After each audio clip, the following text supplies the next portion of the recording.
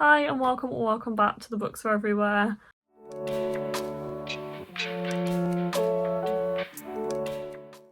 Welcome to this video, which is a spring TBR. I did consider doing this as a March TBR, but honestly I've left it too late. So this is kind of an idea of what I would like to read over the next few months, like March into April really.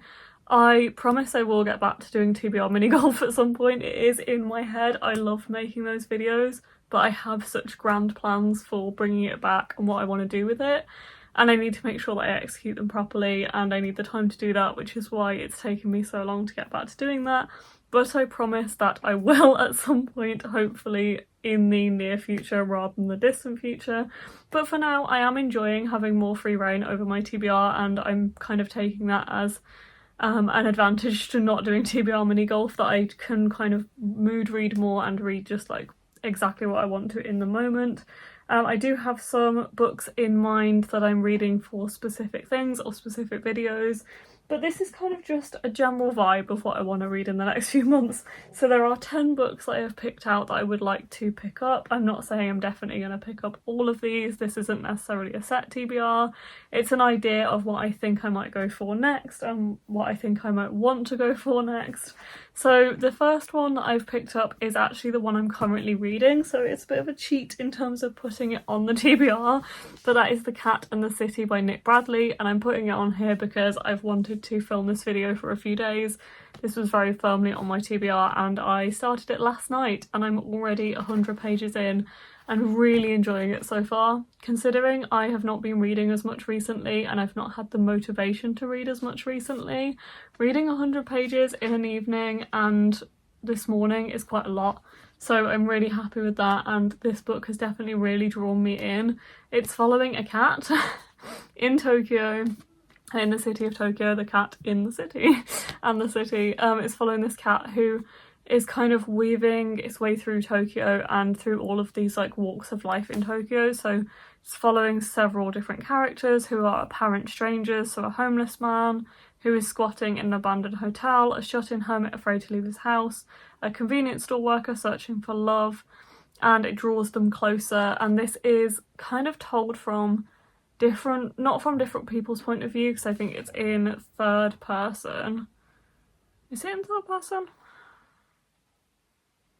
No, it actually is in first person, but it's following different characters, and I think their stories are kind of weaved throughout, so you follow them for one chapter but you'll come back to their story later, but I'm kind of only just finding that out, and I'm finding it so compelling so far. So I've read maybe 4 chapters, so 4 different people's stories so far, like the start of their stories, and I'm so drawn in. Like by the end of the chapter I'm so absorbed and I don't want to put it down. I'm really enjoying it, so I feel like this is going to be a really good read and I'm really excited to continue. So still wanted to put it in this video because it's one that I wanted to read in spring, and so far so good, really loving it. So that's the first one. Let's go for the next one I want to read. There is a few in here which are on my self-destruct TBR, which is including this one and this one. I still have like 5 left and I definitely don't think I'm going to get to all of them, but I'm kind of not bothered anymore about getting to all of them.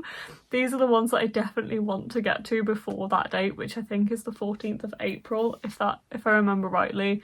And those are books that I put on my TBR last year, and if I don't read them in a year I have to unhaul them. And I was very determined that I would read them all.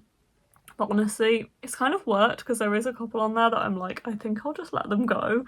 But the next one on here is 1,000 Pieces of You by Claudia Gray, and I definitely really want to get to this one because it sounds so good, and ever since I put it on that TBR I've been more intent on picking it up, yet I still haven't. Probably because it's the start of a series and I don't want to start another series, but I will. So this one is following our main character, who is called Marguerite. She is the daughter of 2 famous physicists and her father is killed. All evidence points to one person, which is Paul, who is her parents' handsome, enigmatic protege. But before the law can touch him, he uses one of Marguerite's parents' inventions, mother's latest invention, which is a device called the Firebird, which allows people to leap into alternate dimensions, and he uses that to escape. She enlists the help of another physics student who is Theo, and they chase Paul through various dimensions, determined to avenge her father, but her parents theorise that people who have met in one reality will be likely to meet in another, and she bumps into Paul in another dimension. And that encounter has her doubting her guilt and questioning her heart. Before long, she realises that what happened to her father may be more complex, more sinister than she ever dreamed. I had no idea when I put this on my TBR last year that that's what this book was about. And it sounds incredible. And I love the concept. I think it's amazing. So I'm very excited to read this, and I really love the cover. I just know that I'm diving into another series, but I will do it. So this is probably like my immediate next read after The Cat and the City, and I feel like it's going to be quite a quick read actually. It's only 350 pages and the text is quite big, so maybe I will jump into that one right after The Cat and the City. We will see. Staying on that theme, the other book that I'm very intent on getting to on that specific TBR is Aurora Rising by Amy Kaufman and Jay Kristoff. I know why I haven't picked this up, because as much as I loved Illuminae, the first book, I was not a big fan of Gemina and Obsidio, and in the past year on this TBR I have also read all of Amy Kaufman's other series with another author who I can't remember the name of, and I can't remember the name of the books, the Shattered World books. Let me find the name of the series. So it is These Broken Stars, the Starbound books, and that's Amy Kaufman and Megan Spooner? Yeah, Megan Spooner. And I also really dislike that series too. Not really disliked. They're fine, but I feel like you know what to expect with them once you've read one. They all feel like they're the same, and I feel like this series is going to be similar. So I don't have that much motivation to read it. But I did collect them as they were coming out, and I'm pretty sure I have like signed versions of them all. So I really do need to start it, and also I must say the text is massive and there is some like mixed media in here similar to Illuminae, like maps and things at the start of the chapter. So I feel like once I get into this it'll probably be quite a quick read. I just know that when I start this one I'll want to carry on with the series, which is partly why I haven't yet. Same with this one. At least I own all of these books though, and I am intrigued. I'm just really feeling like I'm going to be disappointed because of my feelings about their other books, so I don't know. We'll see. Maybe it will surprise me. The next one is this absolute brick, which is House of Flame and Shadow by Sarah J Maas. I am quite torn with this book in terms of I really want to pick it up and I really don't want to pick it up at the same time. I'm very excited to in a lot of ways because I am very excited to see where this series goes after the cliffhanger we had at the end of Sky and Breath. However, I am not the biggest fan of the House of Earth and Blood series. I do still really enjoy it, but in comparison to Sarah J Maas's other works, it takes me so long to read those books and I really lack motivation with them. I just don't really get on with the type of fantasy this is, the urban fantasy, and I much prefer the books when they are set in whatever time ACOTAR is set in, A Court of Thorns and Roses. I don't click with these as much, but obviously because of the end of Sky and Breath, I do still really want to get to this, and I do enjoy them. It's just that this is big. But anyway, if you haven't heard of this series, have you been living under a rock? But this series is about Bryce and Hunt. Bryce, at the start of the first book, House of Earth and Blood, is working and partying, living her life, and then a demon murders her closest friends and she's wounded and alone, and then she ends up working with Hunt, who is a fallen angel who's enslaved to the archangels in the city, and they end up working together to try and find out who murdered Bryce's friends. But then there's a lot more to the story after that. I probably need to read a wrap-up of the other two books, a summary of the first two books before I get into this one. But I would still like to get to it fairly soon before everything falls out of my head from the first two books in the series. And I know I'm probably going to be kind of absorbed in the story once I start it. I just need to start it. And also the text, honestly, is also quite big in this one. So I just need to do it. I just need to do it at some point. So then just going on to books that are like in my head of ones that I would quite like to read soon and I've been fancying picking up for a while. The first one is Hold Still by Nina LaCour. I think this one's been in my head because I have been struggling to motivate myself to read at the moment, which I've already said a few times. And I know that Nina LaCour books absorb me so much and just remind me of how much I absolutely love reading, and I always read them really quickly. And I think that's why I've been drawn to this one, because it's one of the last Nina LaCour books I have to read. When I read Watch Over Me by Nina LaCour last year, I really felt like I was so sucked into the story, and it just reminded me of why I love reading, which I think is why I want to pick this one up, because I just felt like I'd be so absorbed. This one I just know is going to be really emotional, so I'm not emotionally prepared, but hopefully I'll get a chance to pick it up soon. And this book is following Ingrid and Caitlin, who I think are really, really close friends. And there's an evening and a night where Ingrid tells Caitlin, I'll go wherever you go. But by dawn, Ingrid and her promises were gone, and Ingrid committed suicide, leaving Caitlin unsure of her place in a new life that she hardly recognises. But Ingrid did leave something behind, which is, in words and drawings, she left a painful farewell in her journal. Journeying through Ingrid's final days, Caitlin fights back through unspeakable loss and to find renewed hope. I know this is going to be really heartbreaking, but I just love Nina LaCour's work, and I'm very excited to pick this one up when I get to it, which will hopefully be soon. The next one on this list is ASAP by Axio, which is a kind of companion book to XOXO by Axio from what I understand. It's kind of a second book in the series, but is a companion novel rather than a direct next book in the story, if that makes sense. And I've been meaning to get to this for a while. Look how cute the back of this is. It just looks adorable, and I think it's following different characters from the first book in the series. It's following Sori, who's worked her whole life to become a K-pop idol until she realises she doesn't want a life forever in the spotlight. But that's not up to her, as she's caught between her exacting mother's entertainment company and her father's presidential aspirations. As the pressure to keep her flawless public image grows, the last person she should be thinking about is her ex-boyfriend. Nathaniel is off limits, a member of one of the biggest K-pop bands in the world, and forbidden from dating. He isn't any more of an option now than he was 2 years ago. Still, she can't forget their whirlwind romance that was the last time she remembers being really happy, or that his family welcomed her into their home when she needed it the most. So when Nathaniel finds himself rocked by scandal, Sori offers him a hideaway with her. Back in close quarters, it's hard to deny their old feelings, but when Sori gets an opportunity to break free from her parents' expectations, she will have to decide, is her future worth sacrificing for a second chance at love? I don't read that much YA anymore, but XOXO was different. It was so good. I just love that book. And the note that came with this book, which is from Elle at HarperCollins, says that she remembered how much I loved XOXO, which is so cute. I was so overwhelmed by that post, honestly, when I opened that parcel and I saw that note. I was a goner. It was just so sweet, and I really need to read this because of that note. It's just so lovely, and I feel like I'm gonna love it.